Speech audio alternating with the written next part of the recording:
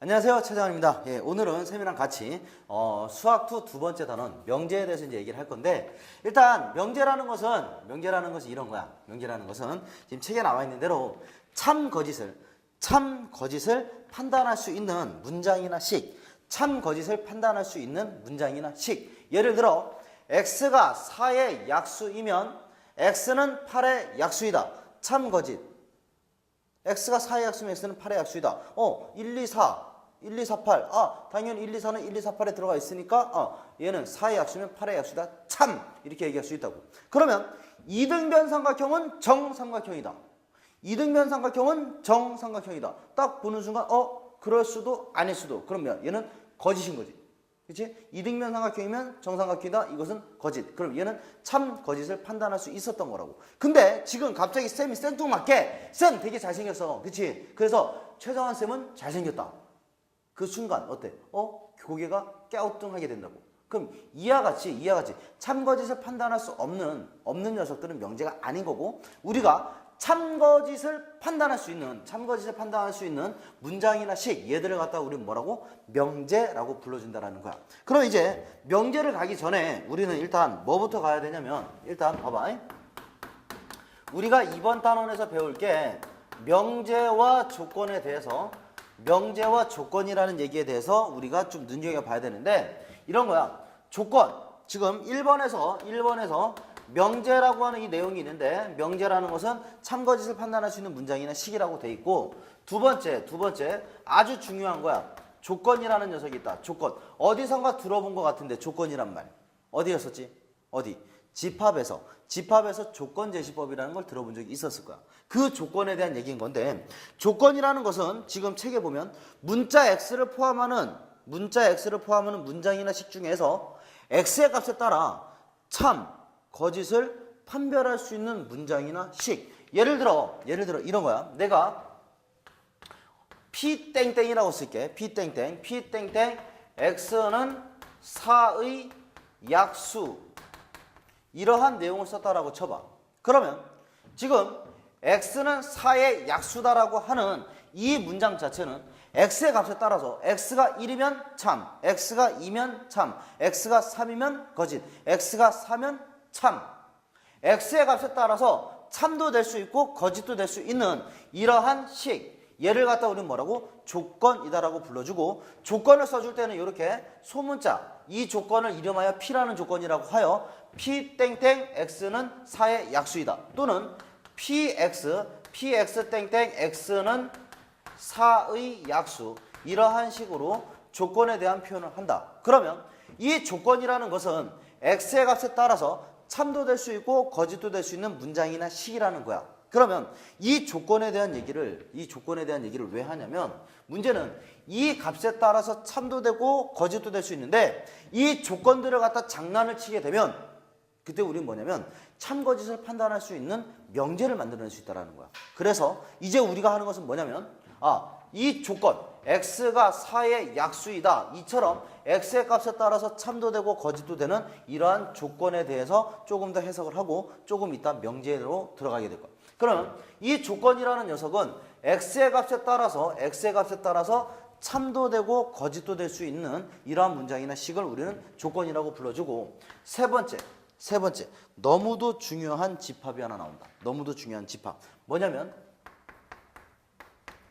진리집합이다라고 이렇게 불러주는 건데, 진리집합이라는 녀석인데 뭐냐면, 아까 썼었던 그 조건을 다시 한번 써볼게. 내가 P라는 조건을 x는 4의 약수이다라고 하는 이러한 조건을 만들어 봤어. 그랬더니 조건이라는 것은, 이 조건은 x의 값이 1이었을 때 참, 2였을 때 참, 4였을 때 참. 그러면 1이라는 값은, 2라는 값은, 4라는 값은 이 조건을 참이 되도록 하는 원소들이다.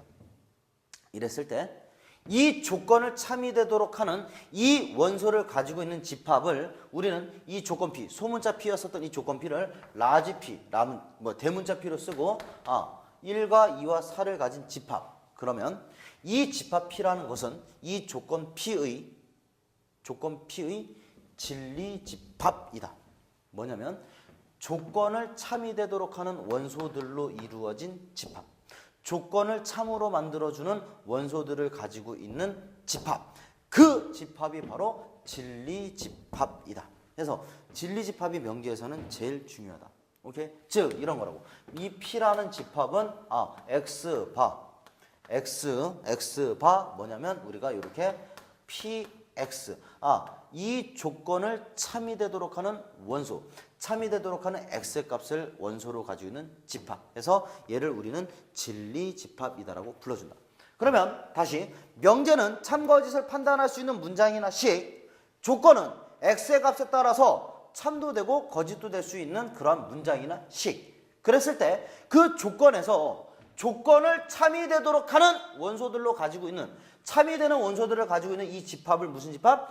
진리집합. 조건 P에 진리집합해서 라지 P라고 써주는 거야. 만약에 조건 Q였으면 라지 Q라고 적어주면 되는 거야. 해서 진리집합이라는 것은 조건을 참이 되도록 하는 원소를 가지고 있는 집합. 해서 진리집합이라고 얘기해 주는 거고, 이제 우리가 볼 건 뭐냐면 명제와 조건의 부정이다라고 하는 이러한 얘기를 할 건데, 부정이라는 것은 실질적으로 부정의 의미라는 것은 항상 여집합의 개념이라는 것을 머릿속에 박아두고 있어. 무슨 얘기냐면 내가 조건 P라는 녀석이 X는 4의 약수이다라고 하는 이러한 조건을 썼을 때 이 조건의 여집합에 대해서 생각을 해보면 4의 약수 1, 2, 4를 뺀 나머지 전체 집합 안에서 1, 2, 4를 뺀 나머지에 대한 얘기가 바로 뭐냐면 조건 P의 부정이라는 거고, 그 조건 P의 부정을 우리는 어떻게 쓰냐면 물결 P 읽어줄 때는 not P라고 이렇게 읽어주면 된다. P가 아니다의 의미로서 not P. 그러면 잘 봐봐. 조건 P를 참이 되도록 하는 이 집합이 1과 2와 4라고 하는 이 세 개의 원소를 가졌던 집합이잖아. 그러면 not P라는 것은 P가 아니다의 개념이니까 진리집합에서는 이 P라는 집합의 여집합. P라는 집합의 여집합으로서 진리집합을 만들어낼 수가 있다. 해서 명제 또는 조건의 부정은 P가 아니다라는 개념이고 뭐라고? not P라고 이렇게 표현한다라는 거야. 오케이? 해서 부정에 대한 얘기까지 할 수가 있고, 그 다음에 이제 쌤이랑 또 뭘 얘기할 거냐면 이런 거야. 쌤이 아까 이런 얘기를 했잖아. 조건이라는 건 중요하다. 조건들을 가지고 장난을 치면 뭔가 만들어낼 수 있다. 그 뭔가가 명제를 만들어낼 수 있다. 이런 거야. 제목을 보면 두 조건으로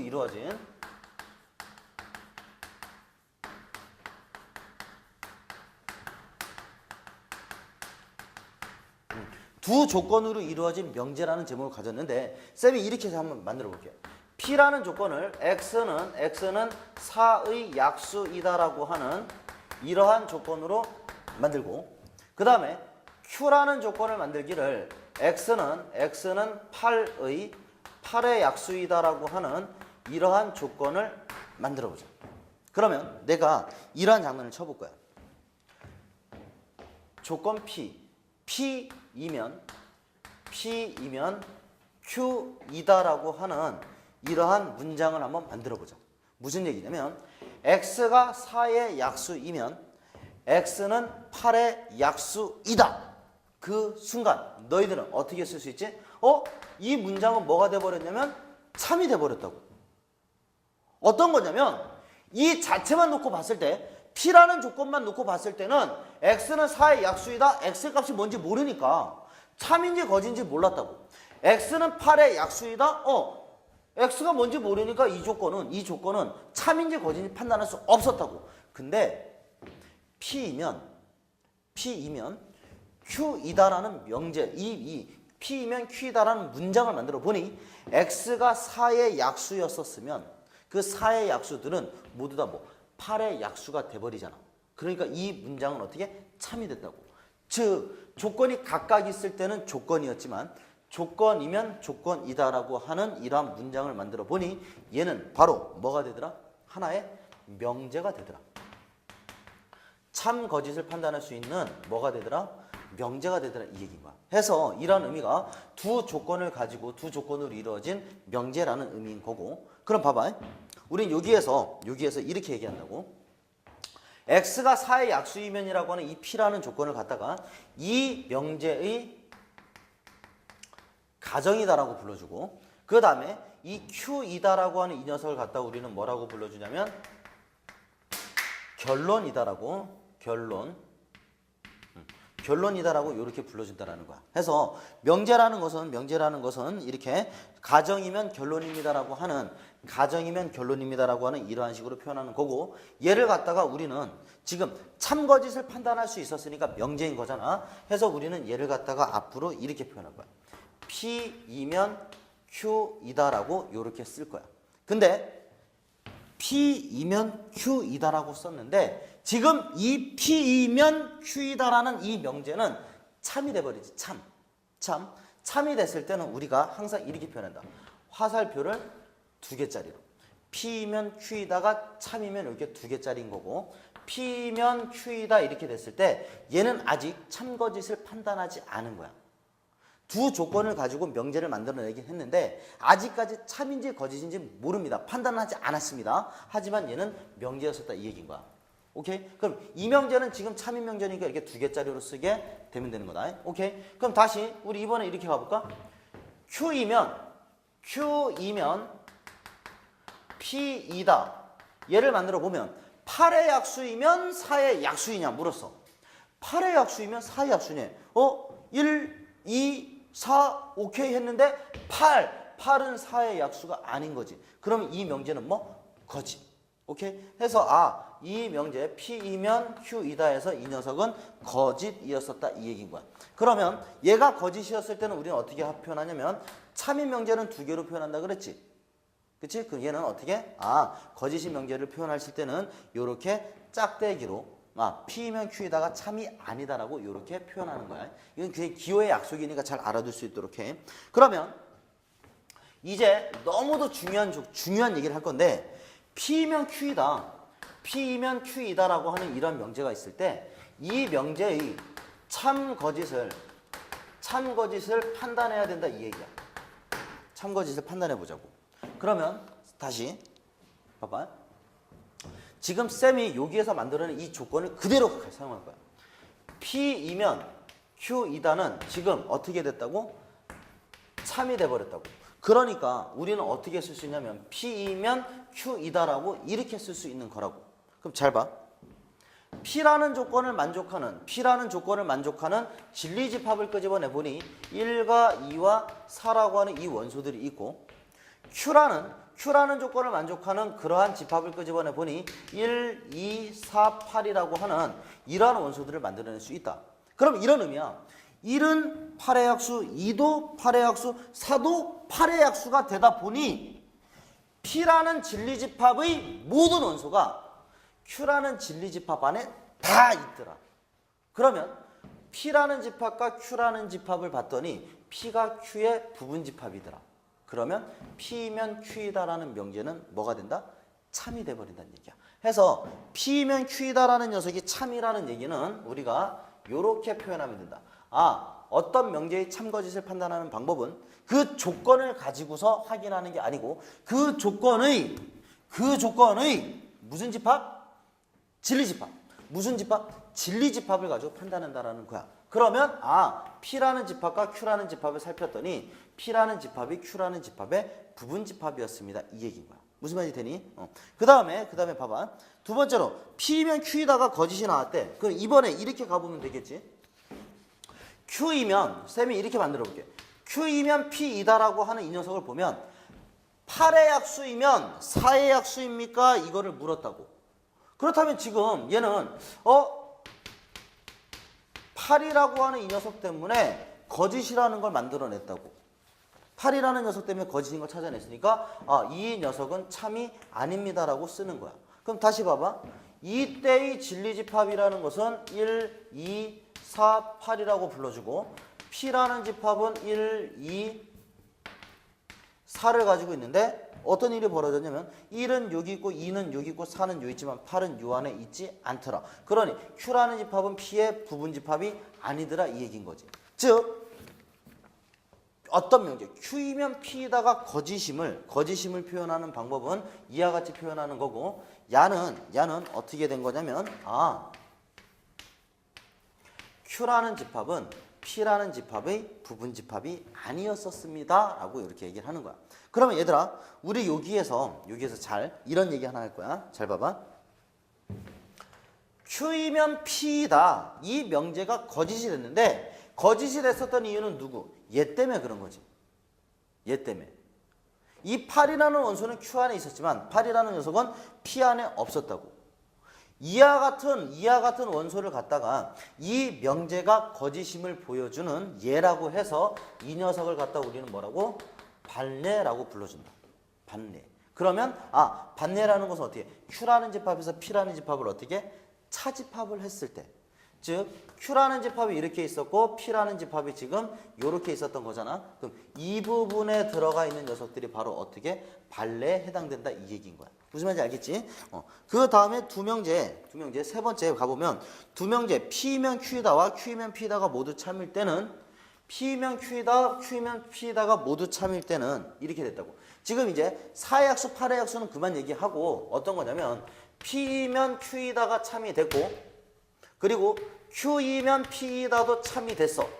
그 얘기는 P라는 집합은 Q의 부분집합이었고 Q라는 집합은 P의 부분집합이었으니까 P라는 집합과 Q라는 집합이 서로 어땠다는 얘기? 같았었다라는 얘기. 이랬을 때 우리는 뭐라고 불러주냐면 두 조건은 동치이다라고 이렇게 불러준다는 사실이야. 무슨 말인지 알겠지? 해서 두 조건으로 이루어진 명제는 이와 같이 P면 Q이다, 가정이면 결론이다를 가지고 참거짓을 판단할 수가 있게 된 거고 그 참거짓을 판단하는 방법 P면 Q이다를 가지고 참거짓을 판단할 수 있게 된 거고 참거짓을 판단하는 방법은 누구?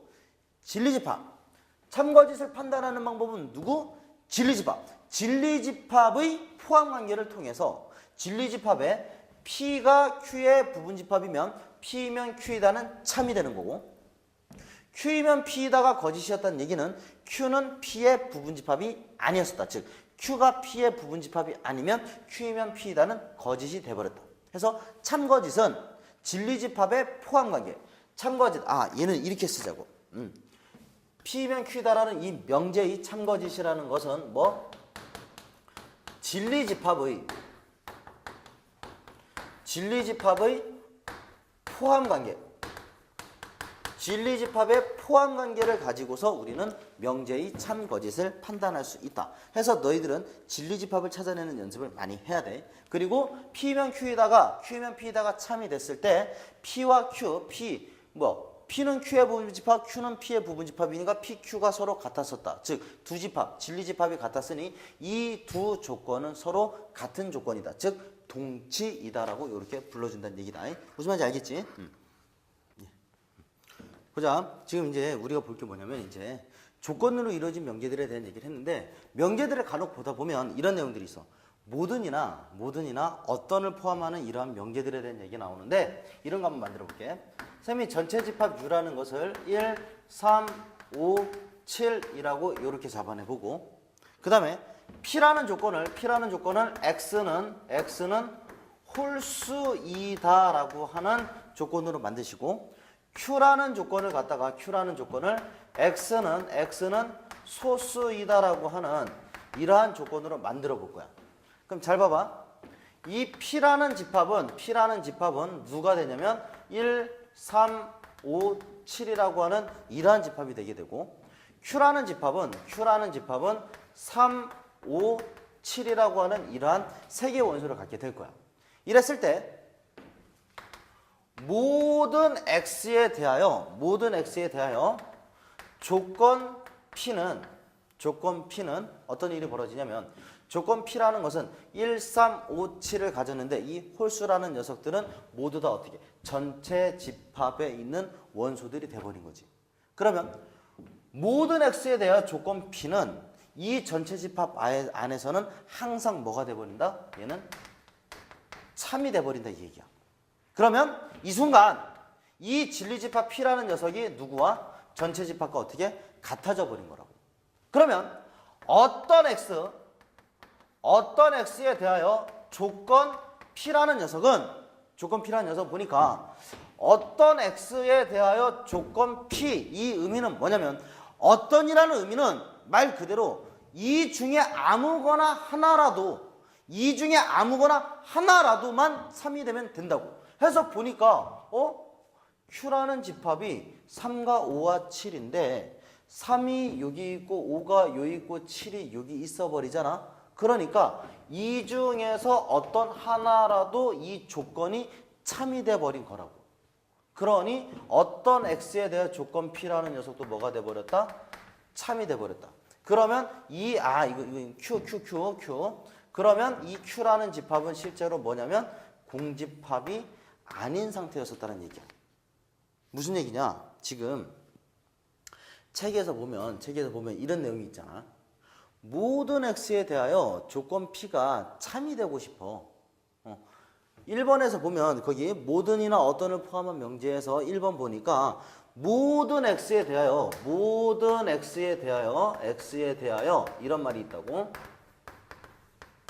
모든 x에 대하여 조건 P가 참이 돼버리고 싶다고. 조건 P 모든 x 전체 집합 안에 있었던 모든 녀석들을 가지고 봤더니 조건 P가 나왔어. 그랬더니 P라는 녀석이 전체 집합과 같아져 버리게 되면 그 조건은 참이 돼버리시게 되는 거고, P라는 녀석이 전체 집합이 안 돼버리면 그 녀석은 뭐가 되냐면 거짓이 돼버리는 거야.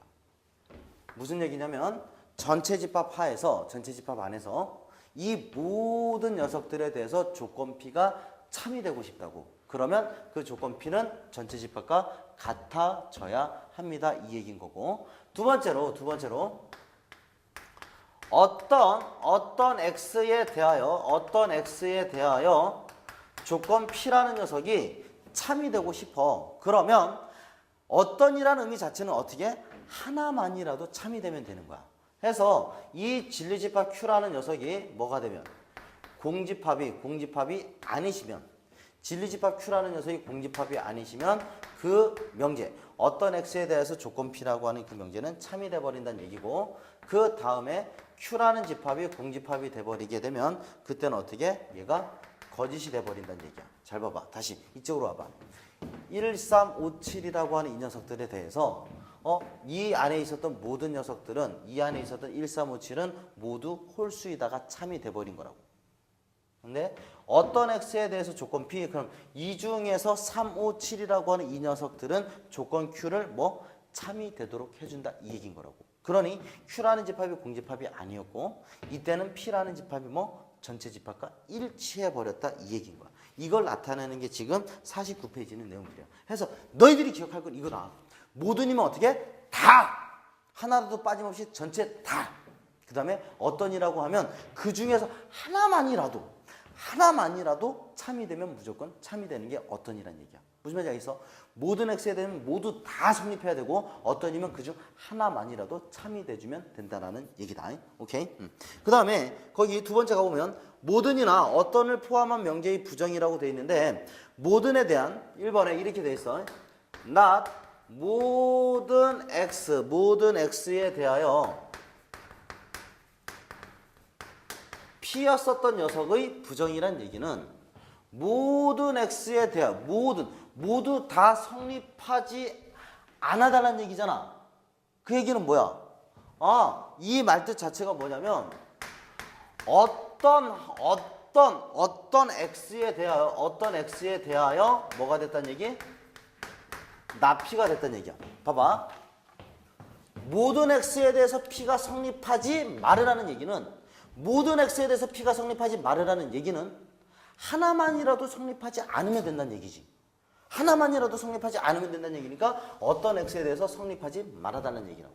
무슨 말이 돼? 해서 모든이라는 녀석의 부정은 뭘로? 어떤으로 해석하는 거다.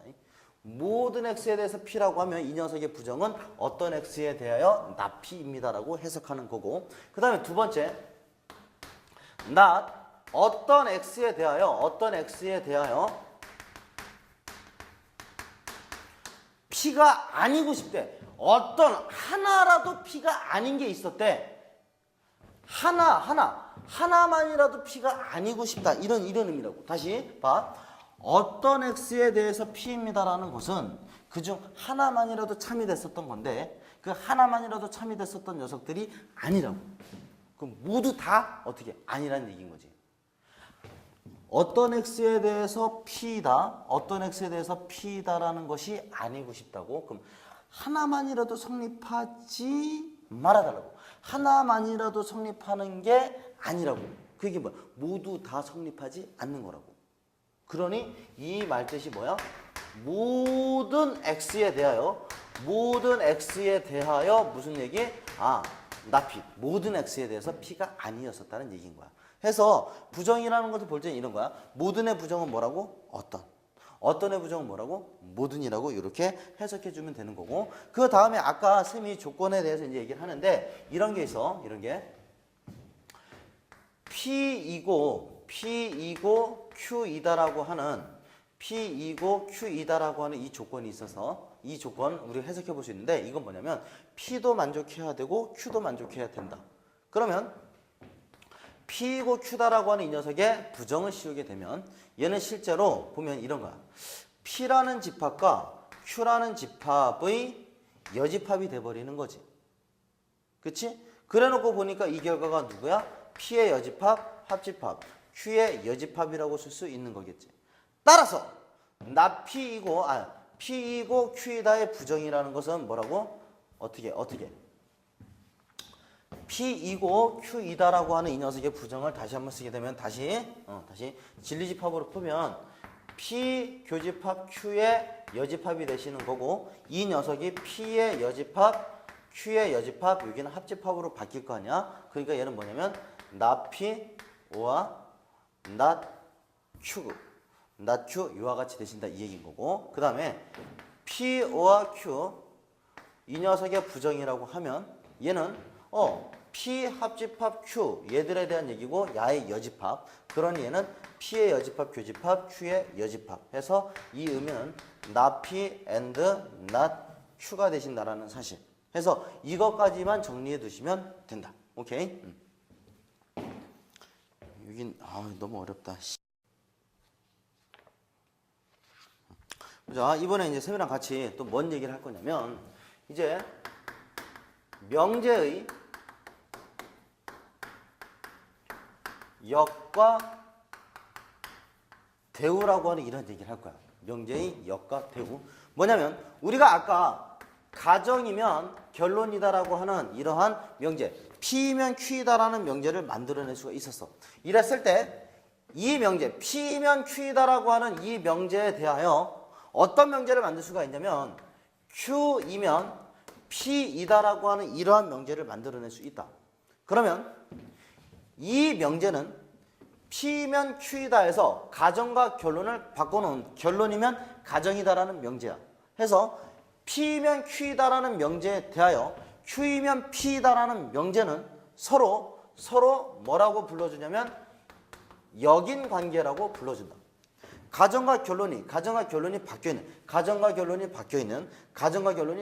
이러한 두 명제 사이의 관계를 우리는 역인관계라고 불러준다. 오케이? 그 다음에 또 뭐냐면 내가 P면 Q이다를 가지고 뭐를 만들 수 있냐면 not Q이면 not P이다라고 하는 이러한 명제를 만들어 볼 거야. 그러면 가정과 결론을 바꾸면서 뭐까지? 부정까지 이렇게 씌워버렸다고. 이랬을 때 우리는 이들 사이의 관계를 갖다가 뭐라고 불러줄 거냐면 대우라고 불러준다. 이 명제는 이 명제의 대우.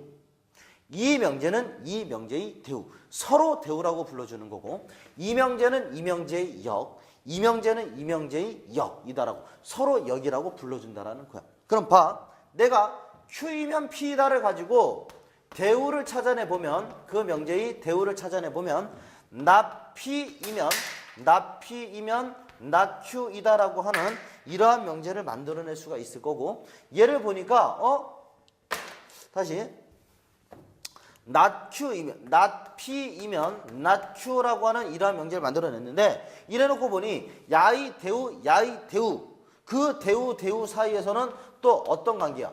가정과 가정과 결론이 박혀 있는. 아, 얘네들은 또 다시 어떤 역인 관계가 성립되게 되겠다 이 얘기인 거야.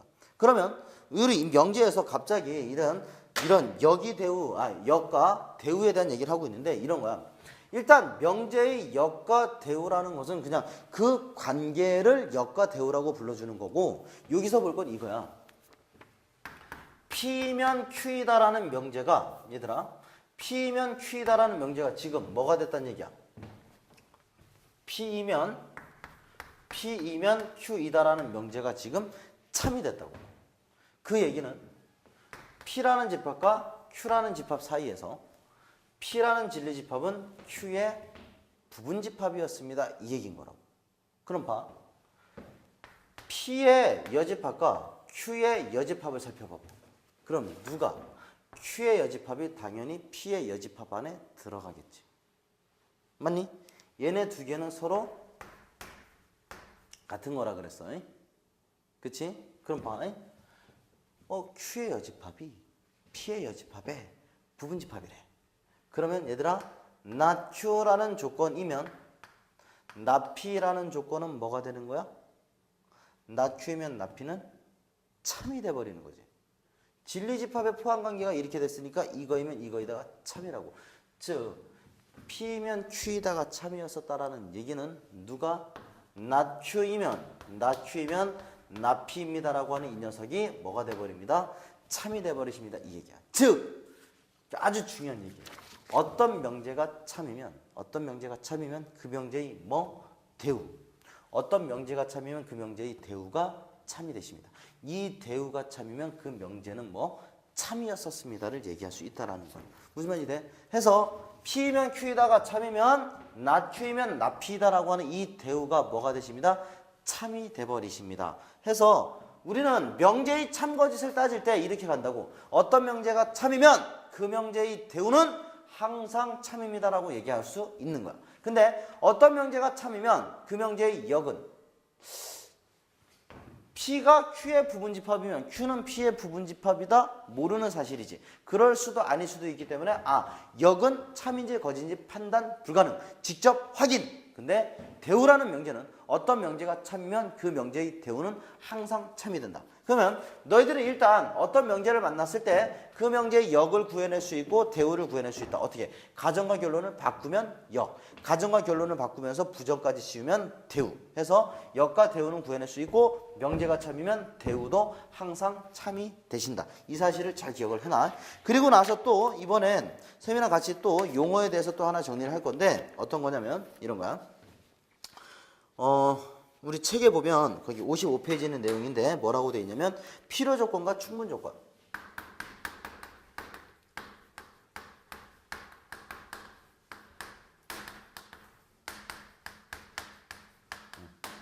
필요 조건과 충분 조건에 대한 얘기를 할 건데 이제 이게 명제에서는 실제로 마지막 개념이야. 쌤이 이번 강의에서는 이렇게 할 건데 일단 개념 정리해주고 다음 강의에서 증명하는 문제들과 그냥 문제풀이를 쭉 할 거야. 일단 지금 이번 명제 단원에서 마지막으로 볼 주제인데 이런 거라고. 필요 조건과 충분 조건이라는 얘기가 나와 있어. 다시 이거 봐봐. P라는 조건을 X는 4의 약수이다. 또 다시 나왔어. 4의 약수. 그 다음에 Q라는 조건을 보면 X는 8의 약수이다라고 하는 이러한 조건 P와 Q가 있었다. 그러면 우리가 뭘 볼 수가 있냐면 P이면 Q이다라고 하는 이 명제는 뭐가 된다? 참이 된다. 그랬을 때 우리는 이렇게 쓴다고. P면 Q이다 이 녀석이 참이 됐었다는 얘기는 P라는 조건은 Q라는 조건이 되기에 충분하다. 해서 조건 P는 조건 Q이기 위한 무슨 조건이냐면 충분 조건이다라고 이렇게 불러주고 그 다음에 조건 Q는 조건 P가 되기에는 팔을 없애야 되는 뭔가의 조건이 필요하게 된다고 해서 조건 Q는 조건 P이기 위한 무슨 조건? 필요 조건이다라고 이렇게 불러준다. 해서 이런 거야. P면 Q이다가 참이 됐을 때는 조건 P는 조건 Q이기 위한 무슨 조건? 충분 조건입니다라고 불러주는 거고, 조건 Q는 지금 어떻게 화살표를 받고 있어. 받고 있었을 때는 어떻게 하냐면 조건 P이기 위한 필요 조건이십니다라고 이렇게 쓸 수 있다는 얘기야. 해서 충분 조건과 필요 조건이라는 것은, 필요 조건과 충분 조건이라는 것은 P면 Q이다가 참이면 조건 P는 조건 Q이기 위한 무슨 조건? 충분 조건. 이렇게 보면 편해. 화살표가 주고 있지, 충분할 때 주는 거지, 그치? 해서 충분하니까 주는 거고, 얘는 필요, 조건 Q는 뭐 필요하니까 받는 거야. 그렇게 해석하면 되게 빨리 외워져. 해서 P면 Q이다가 참이라는 얘기는 조건 P는 조건 Q이기 위한 충분 조건입니다. 조건 Q는 조건 P이기 위한 필요 조건입니다라고 이렇게 써준다라는 거야. 그리고 나서 봐. 그럼 이 관계는 어떻게 된 거냐면 진리집합, P라는 진리집합과 Q라는 진리집합을 보니 P라는 진리집합이 Q라는 진리집합 안에 포함되어 있습니다. 즉 P가 Q의 부분집합이었을 때는 P는 Q이기 위한 무슨 조건? 충분 조건. Q는 P이기 위한 필요 조건이다라고 불러주는 거고, 그 다음에 이런 게 있어. P면 Q이다가 참이었었는데 Q이면 P이다. 아, 드디어 이 양방향 화살표 드디어 썼다잉.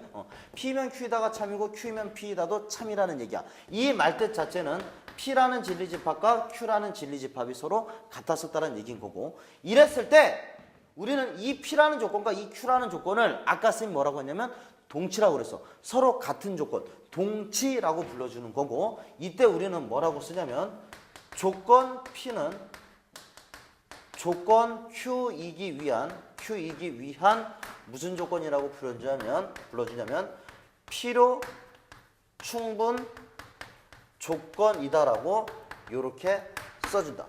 또는 충분 필요 조건이라고 써도 전혀 상관없어요. 조건 P는 조건 Q이기 위한 무슨 조건? 필요 충분 조건이다. 또는 충분 필요 조건이다라고 쓰면 되는 거야. 무슨 말이 되니? 오케이? 그러면 얘 생각해봐요. P면 Q이다가 참이라는 것은 P는 Q이기 위한 충분 조건, Q는 P이기 위한 필요 조건이었었던 거야. 그러면 여기 있었던 이 P라는 녀석은 Q이기 위한, P와 Q가 동치다 보니까 P는 Q이기 위한 필요 충분 조건 또는 충분 필요 조건인데, 만약 문제에서 필요 조건, P는 Q이기 위한 충분 조건을 골라주세요 라고 했었다라면 너희들은 P면 Q이다가 참이 되는 녀석들을 골라내야 되는 건 당연한 거고, 그 중에 P면 Q이다가 동치가 되는, 이 동치가 되는 녀석들도 다 골라내줘야 된다. 단 문제에서 충분 조건이지만 필요 조건은 아닌 것은, 충분 조건이지만 필요 조건은 아닌 것은 이랬을 때는 누구만? P면 Q이다가 참이, 이 녀석만 골라내주면 된다라는 거야. 무슨 말인지 돼? 해서 너희들이 이번 단원에서 지금 볼 게 뭐냐면 일단 이거라고. 명제, 조건, 진리집합, 명제, 조건, 진리집합, 이 용어들에 대해서 잘 잡고, 그 다음에 뭐야? 걔네들을 가지고 부정 씌우는 거. 그 다음에 부정을 씌우다 보니까 모든 어떤, 그리고 and, or에 대한 부정들이 있었다라는 거. 그리고 이 조건들을 가지고 P면 Q이다라는 명제를 만들 수 있어. 그럼 그 명제는 참거짓을 판단할 수 있다는 거. 즉 조건 하나만 있을 때는 의미가 없지만 조건 두 개를 가지고 우리는 P면 Q이다, 가정이면 결론이다라는 명제를 만들어낼 수 있다는 거고, 그 명제를 가지고 가정과 결론을 바꾸면 역, 이 명제를 가지고 가정과 결론을 바꾸면서 부정까지 씌우면 대우. 오케이? 그리고 P면 Q이다가 참이 됐을 때는 조건 P는 조건 Q이기 위한 무슨 조건? 충분 조건. P면 Q이다가 참이었을 때 조건 Q는 조건 P이기 위한 필요 조건이다라고 불러주는 거고, P면 Q다, Q면 P다 모두 다 참일 때는 P는 Q이기 위한 무슨 조건? 필요 충분 조건 또는 충분 필요 조건이라고 이렇게 불러준다라는 거야. 해서 이 개념, 명제에 있어서 명제에 나오는 모든 개념들은 세연하게 정리를 했고, 쌤이 다음 강에서 뭐 할 거냐면 이 명제들을 가지고 증명하는 문제들이 있어. 명제들을 가지고서 이제 증명하는 문제들이 있는데, 증명법에 대한 얘기를 하고, 그 다음에 오늘 있었던 문제들의 그 예제들, 유제들을 다 풀어주도록 한다. 오케이?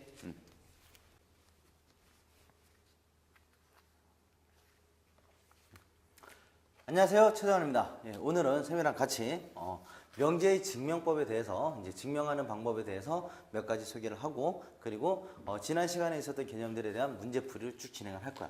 일단 일로 와봐. 일단 명제의 증명법 안에는 일단 첫 번째로 3단 논법이라는 게 있다. 3단 논법. 어떤 내용이냐면 3단 논법이라는 것은 이런 거야.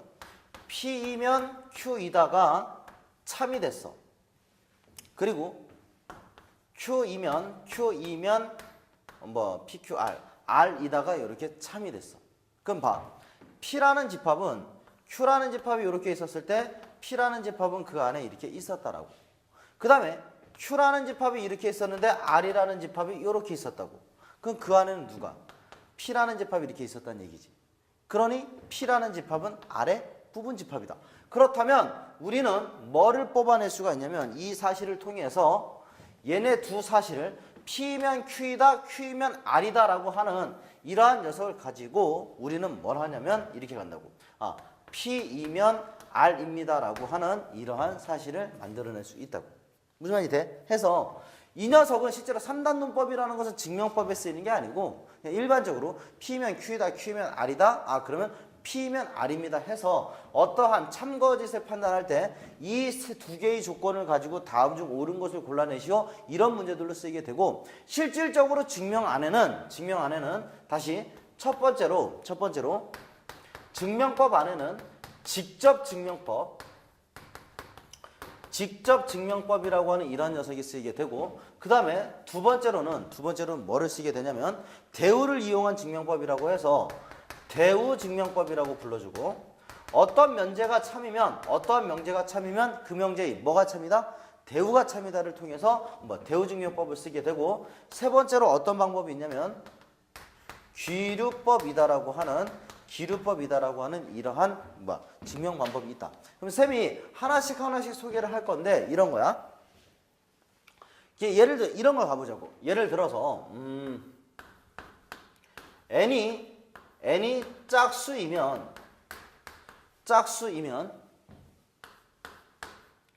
n제곱도 짝수입니다라고 하는 이러한 명제에 대해서 한번 해석을 해볼 거야. 그럼 어떻게 가는 거냐면 n이라는 명제가 짝수이면 n의 제곱도 짝수이냐? 그럼 n이라는 숫자는 2 곱하기 어떠한 정수였었습니다. 그러면 얘들아 n제곱은 4k의 제곱이시게 되고 4k의 제곱이라는 것은 2 곱하기 2k의 제곱이 돼버리니 이 녀석 역시도 2의 배수 즉 뭐가 돼버렸습니다. 짝수가 돼버렸습니다. 이런 식으로 쓴다. 그러면 이런 거지. n이 2k라고 가정해 보니 n의 제곱도 역시 2 곱하기 정수 꼬라지 짝수입니다. 이렇게 만들어내는 게 직접 증명법이라는 거야. 그러면 이 명제를 가지고 이렇게 가보죠. 이 명제의 대우를 써보자. 이 명제의 대우를 쓰면 n제곱이 짝수가 아니다니까 n제곱이 홀수였었다 이 얘기라고. n제곱이 홀수이면 n이라는 녀석도 홀수가 되겠습니까? 이러한 문제를 물었다. 그럼 우리가 살펴볼 건 이런가? 이 명제의 대우를 보는 건데 이 녀석을 가지고 이렇게 본다고. n이라는 녀석이 제곱을 했을 때 홀수니까 n인 모든 정수들은 2로 나눴을 때 나머지가 1인 숫자와 모두 나머지가 0인 2의 배수가 아닌 숫자들로 표현할 수 있다고. 그러면 n이라는 녀석이 2k였었다라고 치게 되면 어떻게? n제곱이 4k니까 2의 2k. n제곱이 홀수가 아닌 거야. 그럼 얘는 꽝. 그렇지? 그러면 n이라는 녀석이 2k 플러스 1이었었다라면 n제곱이라는 것은 4k의 제곱 플러스 4k 플러스 1이 되니까 2배의 2k의 제곱 플러스 2k 플러스 1이라고 쓸 수 있다고. 그러니 n제곱이라는 녀석을 홀수가 됐었으면 그 n은 뭐였었을 밖에? 홀수였었을 밖에 없었습니다. 그래서 이 명제가 참이니까 이 명제가 참입니다. 즉 대우를 이용하여 증명하는 방법을 우리는 대우 증명법이라고 써. 그 다음에 마지막으로 기류법이라는 것은 이런 거야. 기류법이라는 것은 이런 거. 루트 2가 무리수입니다라고 하는 이러한 녀석을 증명을 해달래. 그럼 우리는 뭐를 볼 수가 있냐면 이런 거야. 루트 2가 무리수이다. 이거를 어떻게 해석을 해볼까? 루트 2가 무리수이다. 이랬을 때 증명하는 방법이 뭐냐면 루트 2라는 녀석을 A분의 B 단 A, B는 서로소라고 이렇게 가정을 한다. 그러면 지금 뭐야? 루트 2라는 녀석을 뭐라고? 무슨 숫자? 유리수라고 가정을 해본 거야. 서로소, 공약수가 1분인 두 숫자의 서로소라고 이렇게 서로소분의 서로소, 즉 분수꼴로, 유리수꼴로 이렇게 표현을 했다라는 얘기야. 그러면 B라는 녀석은 루트 2의 A라고 쓸 수 있고, 그러면 B의 제곱이라는 녀석은 2A의 제곱이다. 그 말뜻 자체는 B의 제곱이라는 게 2배수였었다라는 얘기야. 그러면 우리가 있잖아. B의 제곱이 2배수, 즉 짝수였었다라는 얘기는, 즉 B의 제곱이 이렇게 짝수였었다라는 얘기는 무슨 말이야? B라는 녀석도 무슨 수? 짝수일 수밖에 없었다라는 얘기. 해서 B라는 녀석 대신에 2m이라는 숫자를 다시 요 관계식에다 집어넣어 보면 4m의 제곱이라는 녀석이 2a의 제곱이 나오고 a의 제곱이라고 하는 이 녀석도 2m의 제곱이 나온다. 그러면 a 제곱 역시도 무슨 숫자? 짝수. 그러므로 a라는 녀석도 무슨 숫자? 짝수가 나와버리게 된다. 그럼 이런 일이 벌어진다고. 루트 2를 유리수라고 가정을 했더니, 유리수라고 가정하면 A, B는 반드시 서로소였어야 되는데 B가 짝수 나왔고 A가 짝수 나왔다는 얘기는 공약수를 얼마? 2로 가졌다는 얘기인 거지. 그러면 서로소라고 놓을 수 있었던 이 가정에 모순이 돼버린다고. 그러니 이렇게 놓을 수 있다? 없다? 없다. 그러니 루트 2는 뭐일 수밖에? 무리수일 수밖에 없다. 이 얘기인 거야. 이와 같이 뭐 하냐면 루트 2가 무리수이다라고 하는 이 결론을 부정해봐. 결론을 부정해 봄으로써 내가 만들어낸 이 가정의 모순이 됨을, 이 가정의 모순이 됨을 찾아냄으로써 이렇게 놓을 수 없습니다라고 쓰는 방법이 바로 귀루법이라는 거야. 무슨 말이 돼? 해서 이와 같이 수학을 증명하는 방법에 있어서는 직접 증명법과 대우 증명법과 귀루법이 존재하게 되고, 얘네들을 증명하는 방법이 이와 같이 되고, 쌤이랑 이제 같이 하나씩 아까 우리 전에 있었던 명제 첫 단원부터 하나씩 문제풀이를 하자.